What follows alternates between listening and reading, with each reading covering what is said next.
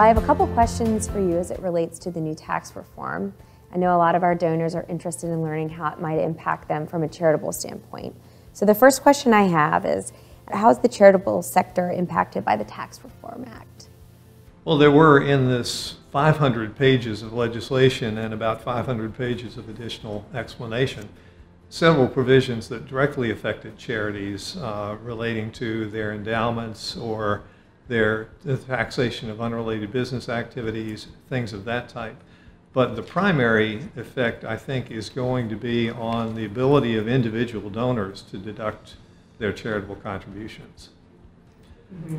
There were a number of factors in the bill that are certainly good for taxpayers, lowering the individual income tax brackets, repealing provisions that used to cost high-income taxpayers up to 80% of their itemized deductions, raising the annual limit on the amount that individuals can deduct, doubling the standard deduction, and so on. At the same time, there were a number of other factors that may reduce taxpayers' abilities to deduct or may increase the amount of their income that is subject to tax.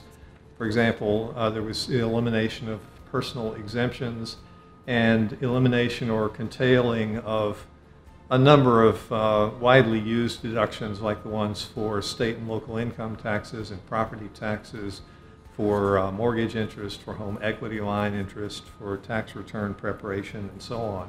So the result is it's very difficult to say it was a good thing for charities, it was a bad thing for charities, it's going to, or for individual donors. It's going to depend on each individual situation, and there's no substitute for just sitting down and running the numbers in each particular case. So in light of that, what are some of the things that donors can do to make tax efficient gifts?